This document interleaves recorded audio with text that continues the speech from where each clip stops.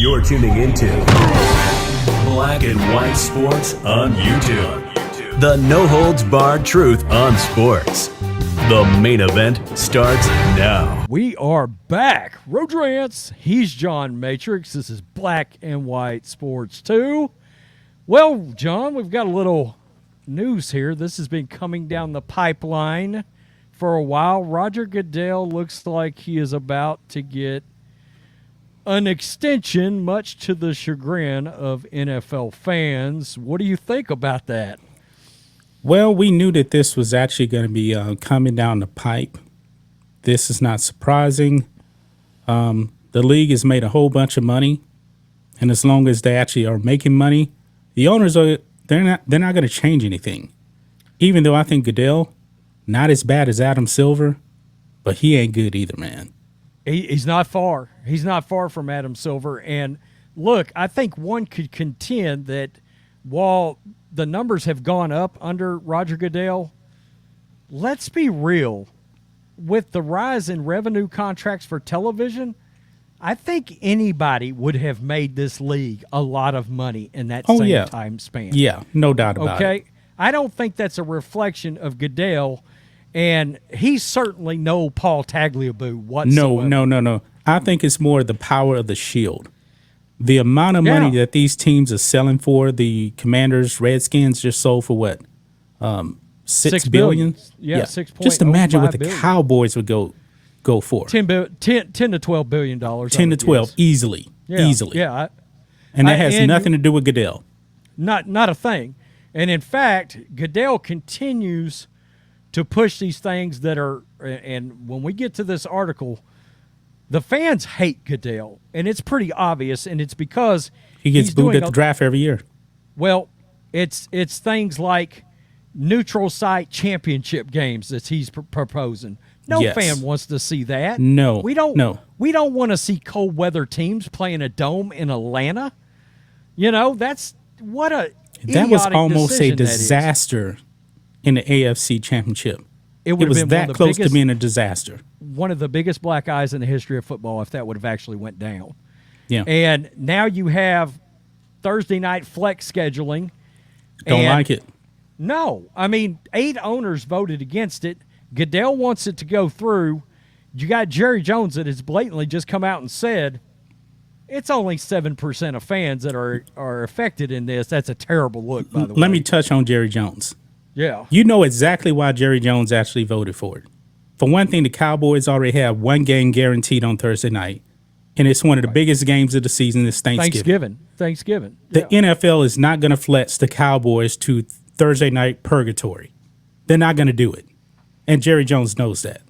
Yeah, absolutely. Let's get to this because the guys over at PFT are covering this, and he's about to make a bitch ton of money. Luckily, this should be the last extension, but people better be very mindful of what Mark Cuban said about the NFL's bubble being burst at some point. And Roger Goodell could have something to do with that. Again, one could argue anybody could have steered this same ship during this same time period because of the television revenue. NFL Commissioner Roger Goodell appears poised to get additional job security. This is crazy. A contract extension would keep Goodell in the commissioner's office through March 2027. Is getting closer. Multiple owners involved in the talks said today, you can bet Jerry Jones is one. Here we are.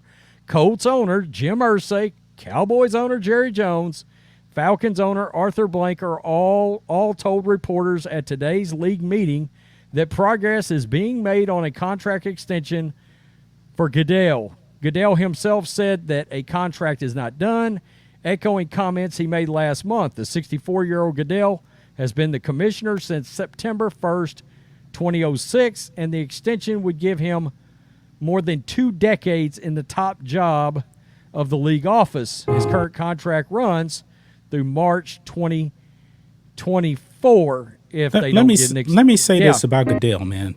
Go ahead. When I get to 64, I want to look as good as him at 64. He doesn't look 64. Just throwing that out there. Yeah. I mean, he's Look, the guy acts like he's got a lot of power. Look, make no mistake, Goodell is just in a lot of ways a yes man for the owners. Yes. He's the owners' shield from bad publicity involving things like social justice causes. That's what he's supposed to do, protect the owners. That's right. That's right.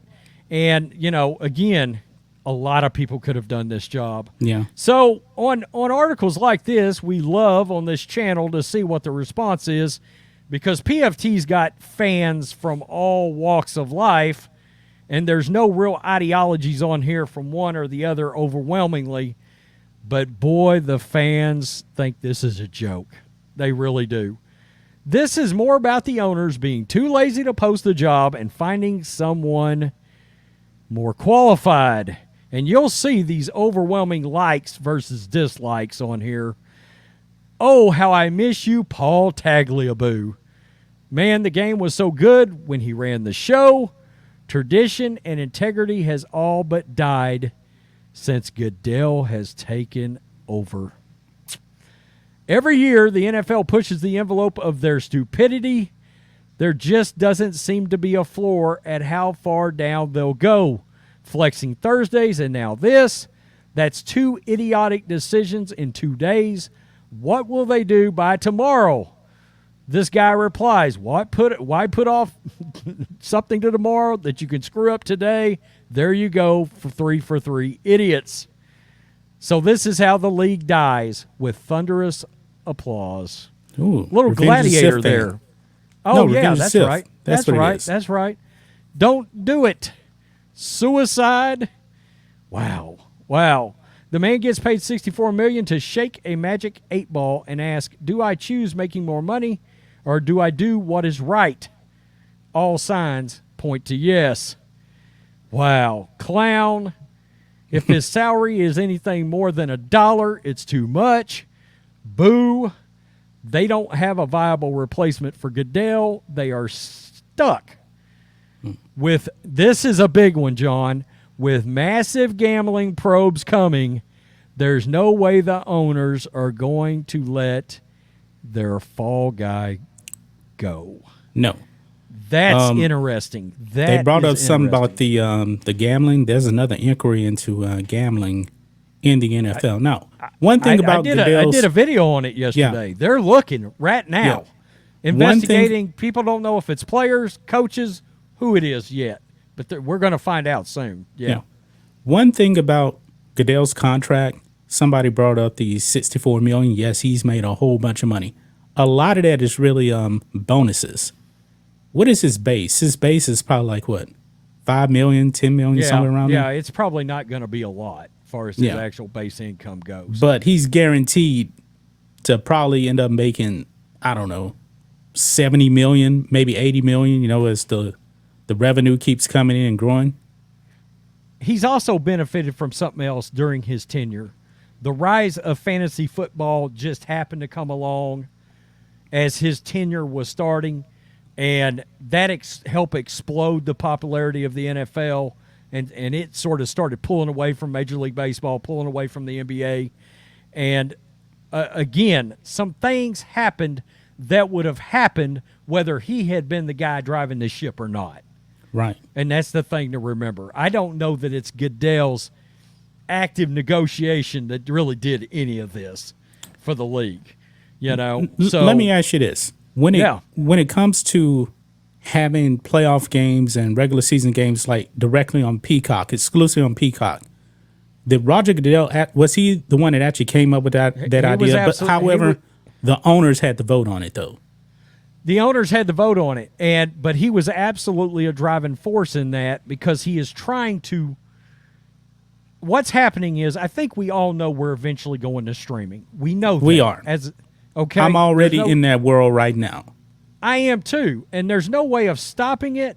But I think one could argue we're not quite there yet. No, not yet. And I think that's a majority of people's real problem with that is, if you want to do exclusive Peacock streaming or Amazon Thursday Night Football, fine, but do it 10 years from now. Yeah. When everybody, your entire fan base, has the opportunity to partake in the product without the product running into issues. And they can't tell me they Thursday didn't have night issues. football sucks. Thursday was a disaster. Yeah, And my internet's super fast. In one game, I had massive problems with the stream. Massive problems. The ratings were down 42% versus Yeah. the year before on Fox. Yeah, So not it was everybody, an not everybody absolute ratings has that disaster. kind of high speed internet to watch that stuff.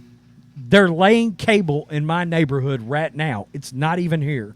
Yeah, eventually lane- there's going to be fiber everywhere. Eventually, Yeah, I mean, I they're- have AT&T because it's fiber, but I have the option for Comcast is cable, and they have actually a faster internet than what I already have. I already get 1,000 meds right now, which is Right. super fast. The cable version I think has like 1,200, but I'm not gonna switch it because one thing, I get a whole lot of perks keeping AT&T. Like HBO Max, I get that for free now. Right. It's Max with Discovery Plus. I get all that for free now. I By don't the have to pay way, for it. they went down the first day of launch. I just read. Well, I updated my TVs and it looks pretty good. It looks pretty good. I've got it too. I haven't checked it out, but I thought it was funny. They rolled it out and it immediately crashed. And that's hilarious. I don't think it was necessarily crashing. I think because I did it this morning, and I believe what was happening was when I updated the app on my Roku, they weren't finished. So it kept crashing for a couple of times. And then like 15 minutes later, it worked perfectly and I was able to update my other TVs. It's going to be interesting to see because, people lose sight when you're trying to exclusively stream like that. You lose sight of exactly how many people are still locked into rural America. Yeah. A lot of people. And you know as well as anybody, my internet situation. I've got 3 Verizon LTE boxes and a T-Mobile box. Right. 4 different plans to be able to work this business. That falls back on people trying to access Thursday night football. We got an exclusive regular season game, and now we've got a playoff game. And people just aren't there. But Peacock is doing something a little different too. If you have Peacock, right? Care. Yeah. Yeah, Peacock, right? Yeah. Now, Peacock, I had the premium one, which is $10 a month. On that premium, or on Peacock in general, they have a ton of live channels on there. They're doing something a bit different than the other providers out there. And I like Peacock because one thing, movies that come out of the movie theater and they're associated with NBC, they go directly to Peacock first. Yeah. So Peacock subscribers get to see it first. Well, that's how I ended up with it because Halloween Kills was released straight to Peacock during COVID, and then they released Halloween Ends, But I got it now because I want to see Yellowstone. Well, I watch PFT every day on there, and it's only on. They got rid of NBC Sports, and now PFT is exclusively on Peacock. But the point is really, as we're sort of rambling, but the point is, NFL fans aren't ready for that exclusive streaming action yet, and they're not happy about it. Yeah. I understand that, but also the NFL, they truly do. I'm going to give them credit for this. Not much, but they see the writing on the wall. Cable TV is dead. It's not completely dead, it's but a dead ESPN is getting off of cable. They're fixing to cut loose. Yeah. They're about to cut loose. I think in like 2025. The problem is that they have all these contracts with these sports leagues. That needs to get resolved. They're going directly to streaming. They said they're still going to be on cable, but once they launch their own streaming service, people are mainly keeping cable because of ESPN. Live sports. You can't get it anywhere else. Yeah. So once ESPN jumps the ship, cable's dead. Well, look at it this way. I've got Fubo. Dude, if Fubo didn't have live sports and those channels like FS1, ESPN, where I could watch games or whatever, I'd still have satellite out here. You want to know the reason why I dropped Fubo, though?